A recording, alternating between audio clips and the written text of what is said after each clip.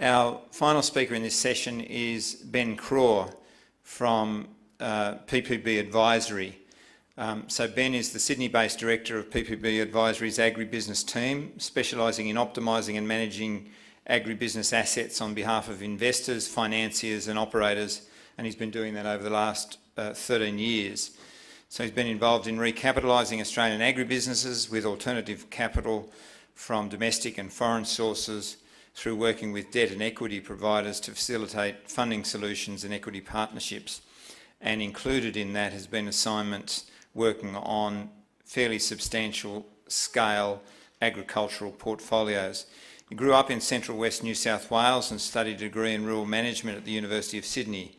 He's a member of the Institute of Chartered Accountants and the Australian Restructuring, Insolvency and Turnaround Association. And I hear they have very good parties. So please welcome Ben. Thank you. Thanks, Mick. I thought I'd wait out the front so you didn't look like Ian Turpie. Price is right and call me down from the back. So thanks for the invitation today, and great to be here. So as Mick's provided me with an introduction, I'm a Sydney-based director at PPB Advisory.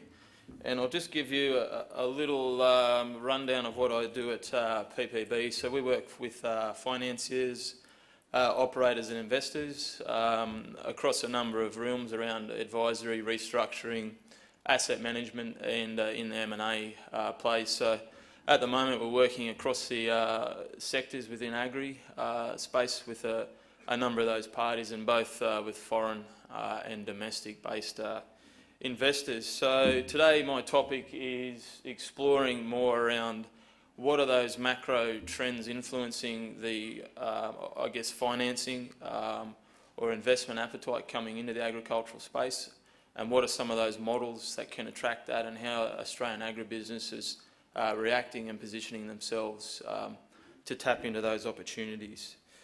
So click through here. So I'll work through this, as I said, focus on the macro trends into the funding models, then I'll look at some subsector investment business drivers, and then as I go throughout I'll talk about some of the anecdotal evidence, how these businesses are positioning themselves, and also just at the end a bit more around becoming investment ready for that investment to come through. So I thought I'd just start with a slide. It's just a grab of some recent articles that just sums up pretty much where we are as a sample of how those macro factors have been influencing agriculture. As you can see, some of the investment models and some of the investors that are coming through there. So I had some guys put this slide together, and I had to go through and take a few names and sensitise it. I wanted to walk out of here with both my arms intact, so I think it was a bit of a stitch up. So it's good to see it looks like the right slide in there. So what the question I would pose on that is, we all talk about the issues and the opportunities in agriculture, and as the title suggests, this is just history repeating. How do we actually tap in to these opportunities with the global demand? Angus is talking about those, I guess, the trade partners and those supply agreements to tap into those markets as well. So looking at those macro trends and focusing on some of those key drivers in preparing for that reminds me of a saying around the purpose of economic forecasting is really just to make astronomy look respectable. So having that in mind, I just wanted to focus on a couple of the key to what we see as some of those macro trends and talking about that. And myself, I was at the Global Ag Conference in New York, primarily because it was in New York, and some of the themes that are coming out of that are reinforcing and coming across today is what there's real demand there, there's real money, it's sophisticated money, and not just driven out of the US, but primarily where we see the US are mainly around, I guess, pension funds, North America, PE, hedge fund money coming out of the, I guess, New York, which is more your debt funding, and Stuart spoke about that a little. Strategic trade partners coming out of Asia, and also European family office high net worths. So taking a look at the population growth, climate change, we've all heard some anecdotal evidence around that today. I just wanted touch a little bit more on that and really focus on what the middle class is and what's happening there in Asia and why that middle class is so important. So what we say over the next sort of 12 years, there'll be a rise of about a billion people in the global population. To 2050, we'll move from about 7.2 up to around somewhere between 9.6 billion. Within the middle class globally, there's going to be about 150% increase in the middle class there, which is really the consumer, the demand on what we need to be focusing on. So if you look at that, growth by 2030, you go from about 2 billion to 5 billion that sits in that middle class. Focusing on China, what is the middle class in China? Is it the be-all and end-all? Is it the safe bet? According to Twiggy Forrest it is, but we all know there is no safe bet in what we're looking at in agriculture or investment generally. So the middle class in China is described around about a $17,000 to $35,000 annual income. So at the moment, it feels like a big Poland. It's not really a US style market in terms of what the consumers are there, but looking at that, there's the appetite to, over the next sort of, I guess, decade or so, I mean, the figures are arbitrary, that about 500 million will move into that middle class, primarily in China. And as that then moves up, 2030, around 1 billion in China could be middle class, as much to 70% of their population sits in that middle class, which is your consumer bracket. Why is this important for us in Australia? It's important to look at this not only as a trade partner, but it's really a two-generational middle class. So you've got the middle class who's already there, who's come through the economic reforms that have been in China. They've really focused on economic prosperity and sustainability. What they call the Generation 2, the younger 20-year-olds coming through. Now, this class has made up about 15% of the consumer demand in around 2012. In 10 years' time, they're predicting this to double to be about 35%. And by then, they will consume around 3 times as much as the baby boomer market in the US. And why the generational 2 market is so important is they're the guys that are really what you would describe the most westernised style market. So having a look at why that middle class is so important, there's an article today in the Fin Review, and they talk about why the hell is the US market still flatlining, and it's the middle class stupid. So what's happening there in the US? You've got the Democrats trying to pump up the lower socioeconomics, you've got the Republicans pushing for tax reforms at the top end, and then you've got the middle class where it's just stagnating and there's no growth. They're trying to get a pulse in their economy. They quote some figures there. Tiffany, 9% increase in sales in the first quarter, but then Walmart, 7% decline in sales in the first quarter. So it's that middle class growth, the middle class consumer is what will tap in there into Asia. Food security and safety concerns, definitely they're a real issue with a lot of the parties we talk to. It was mentioned there's also some of that concerns with New Zealand on the Rabo, what they're talking around over there. So playing back into Australia, they're clean, safe. We've seen that through Asia with the melamine baby infant formula. Reports in China have just come out and said up to 1/5 of their farmland is contaminated with chemicals and minerals and such things as arsenic in their soils. So points back to Australia, having a look at land and the relative land value index, and that's just the price of Australian relative to a cost of tonne of wheat per hectare. So what we need to play around is more with less. So India and China, they'll have about 40% of the global population on about 20% of the world's arable land. So the demand will be driven from these guys. Headline figures, just to look at it, we've got a declining per capita land, fallen from the 60s to 2010, looking about 1.4 hectares to 0.7 hectares and dropping down to 0.5.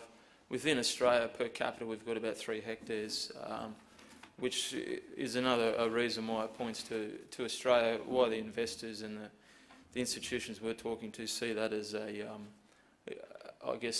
investment proposition. So looking what we've got here on our domestic market at the moment, so you'll see the slide there on the debt funding. So we've seen debt increasing in the agricultural sector whilst productivity or cash returns flatlining. So how do you give this thing a bit of a heartbeat? And that's where you need to pump a bit of liquidity or a bit of equity in there to recalibrate some of these models there.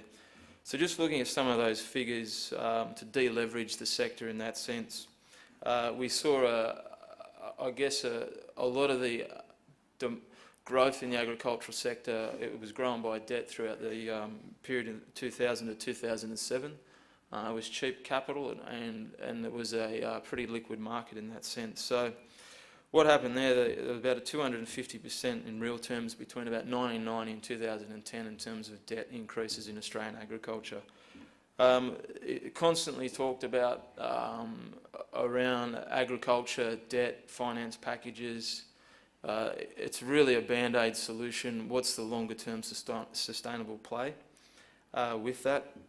We have a look at where we are at the moment, and for one reason or another, we're over-levered, over-geared in a lot of industries, and it's not, why we're here, not really to talk about that.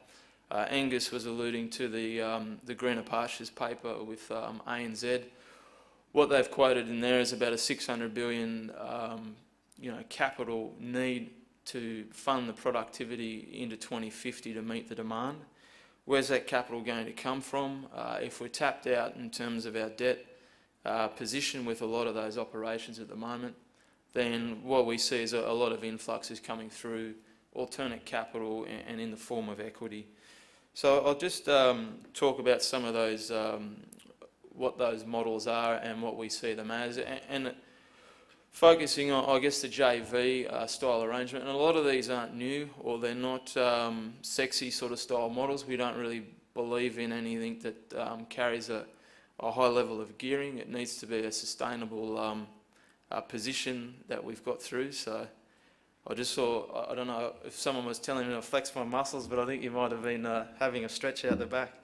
I just looked up and caught you there. So what we've got there around some JVs and strategic trade buyers. So let's have a talk about around the JV structures and who we're seeing coming through that. Primarily is coming out of Asia, strategic trade partners, strategic trade buyers, looking around grains and oilseeds and looking around beef.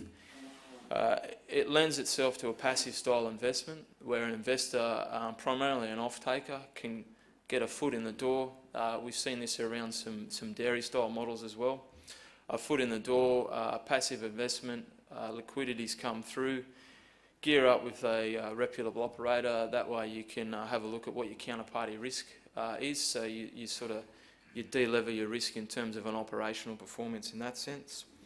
Sale and leaseback, real estate style returns. We've seen some of that coming through our market. Notably is Tiercref, Westchester, looking at some of that at the moment, primarily focused around some of the row cropping opportunities here. Reason why they like, I guess, the sale and leaseback style here in Australia, it's good for us. It's a separation of land and enterprise. It could be a good opportunity for some succession to come through the market.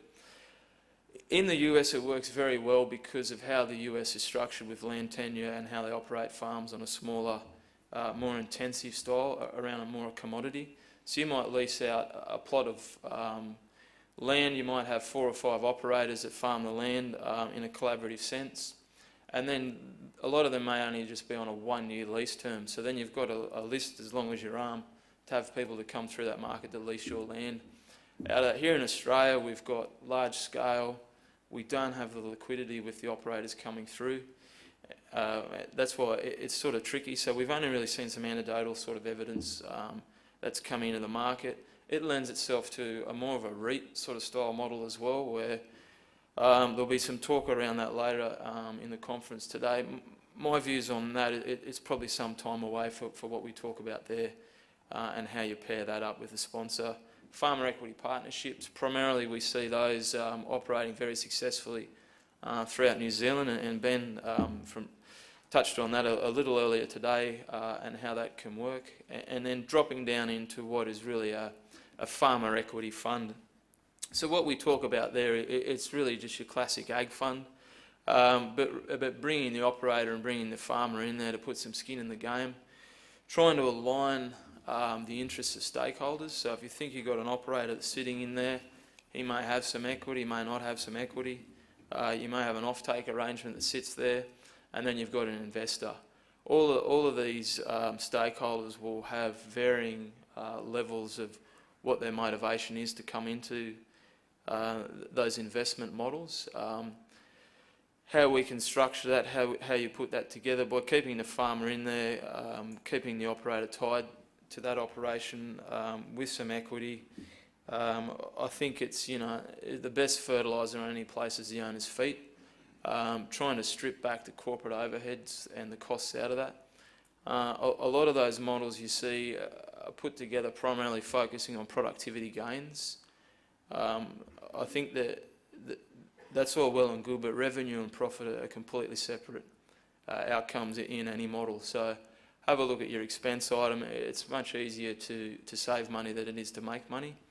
And there may be some correlations between improving productivity to hit hurdle rates against expense line items as well.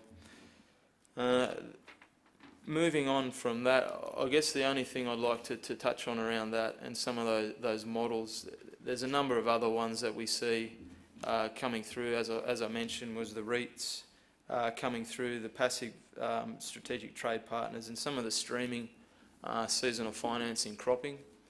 And we've seen a lot of that while a lot of operators are, with the debt funding and seasonal finance compounding on top of a debt position.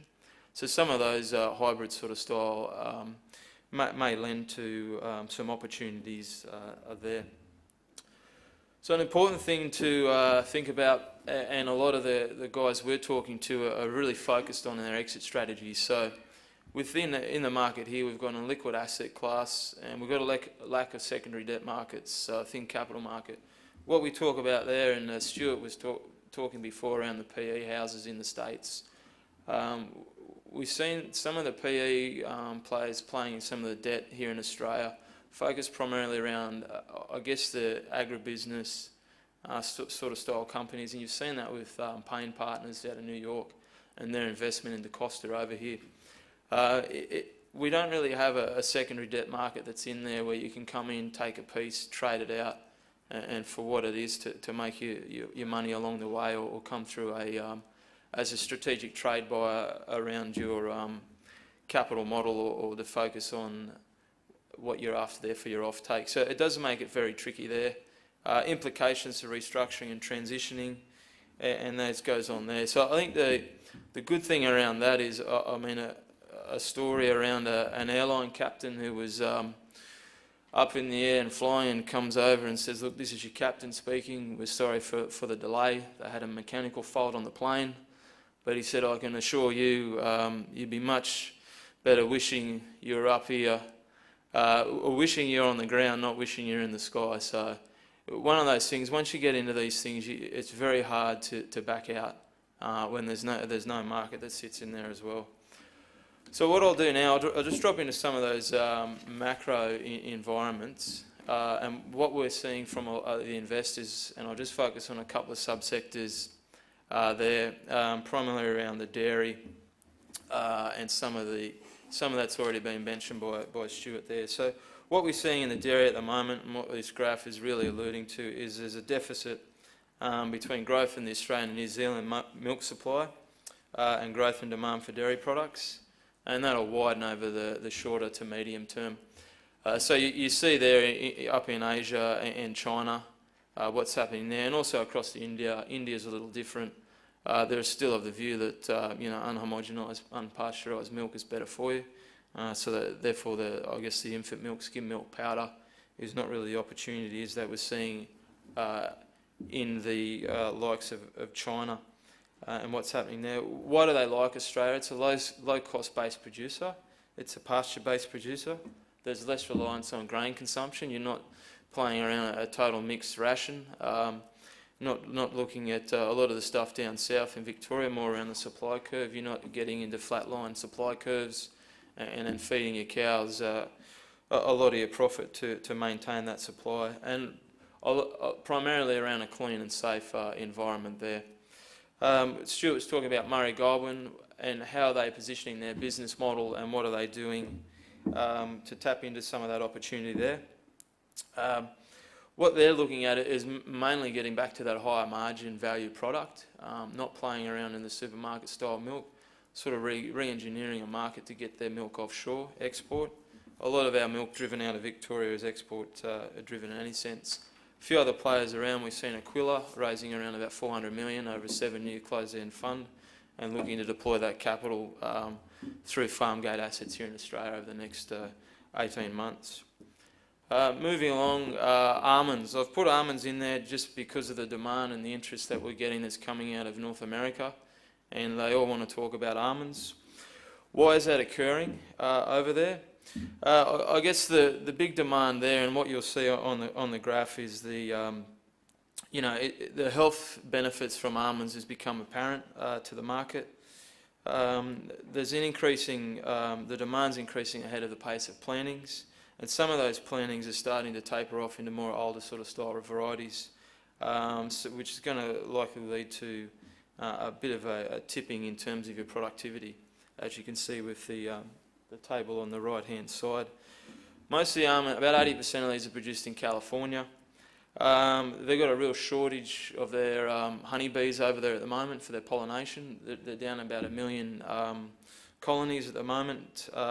So they've got what they call colony collapse disorder, where their worker bees just up and leave, and who knows where. So they're probably being overworked or whatever it is there. So salinity and declining water. There's some concerns over there, and talking to a few guys modelling some of the aquifers in California, some talk around 25 to 30 years with water. So then they're looking into Australia. Australia's got a perfect temperate for these almonds over here, a Mediterranean style climate. You look down through Sunraysia, Murray Valley, Riverina, it's apparent there. What they're talking about the investment into these is really how the North American, the pension funds. Why they like it is they get it. It's an annuity in their revenue streams. They look at a 25, 30-year investment horizon. They could look at a greenfield or a combination of some existing, and then it puts I guess talking about that, it's more of an appreciating asset for them, so that they can factor that along the way, as opposed to some of their other investments around commercial property and those sides, so where they haven't really made. One sort of point I'll touch on is really the makers of Nutella, Ferrero Rocher. They've just committed to a $70 million plant down in, or operation down in the Riverina, and what this will be is to grow out hazelnuts. And this is a really good example of alternate use of land. It was a potato farm, so alternate use of land, re-engineering a market, putting that. At the moment, we produce about 80 tonnes of almonds a year in Australia, and this will put production up to around about 5,000 tonnes. Moving into beef and what's happening there, as we all know, the demand primarily flowing out of Asia, Middle East, and the US. National herd in the States has been declining since the 60s. Relative land values here in Australia appear reasonably priced. Primarily the guys that we're talking to over here are looking around passive style investment, and some of it's a JV sort of style, or just your straight out purchase and set up, establish an agricultural fund in that sense. What they're looking at for a lot of the guys there is some of the bigger retailers in Asia are looking for, I guess, to shore up their commodity supplies and look more at a pull-through style model, where they'll invest right down the value chain, as opposed to in the meat processing works. They might say, well, look, we just want box beef, but looking to invest in the breeding, backgrounding sort of style, fattening, finishing, so that way that meat's characterised how they want it to put it on their table and run it through their chains over there. We've seen some of the stuff come out of Indonesia, the feedlotters, where Santori picked up Inverray and Riverend for those purposes, primarily around a JV style arrangement. What are we seeing on farm, on the ground, operators doing to positioning themselves? Really focusing on the fundamentals of their business to drive that productivity and position themselves as an investable asset, if I can get that out. A lot of them already have the scale that's attractive, but getting back to the stud, the genetics, IP, semen, having a look at increasing their branding, weaning rates, you know, some of them running at 60s, getting them up to the 70%.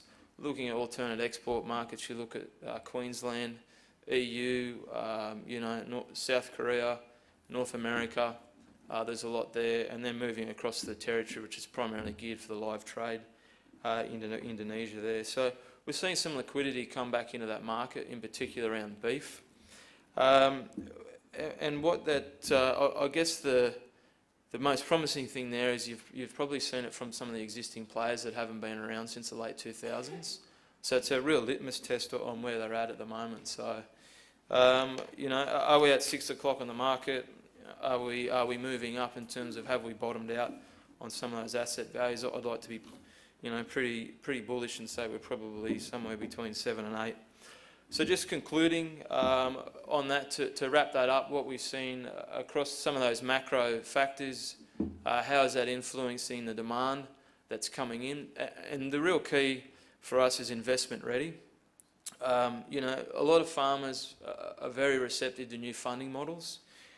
So really getting their governance structures in play, regular and formal, you know, productivity reporting, managed investment systems, positioning themselves there to become nearing themselves to what an institutional investor or corporate investor, or to that matter, a private investor may like to invest in.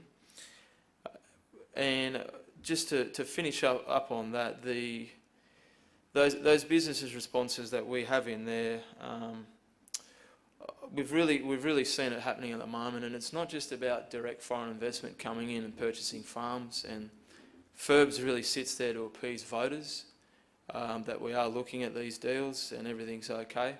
But what foreign direct investment can bring is a number of benefits: IP transfer, bringing in liquidity, opening up new markets. So that passive style investment that's coming in that we see can only benefit some of these guys, and we've seen that with, you know, Gemtree Winery, for example, seeking out a trade buyer in China to open up market and access to those markets. So there's some of the things we see on the ground to wrap that up, and thanks very much for your time.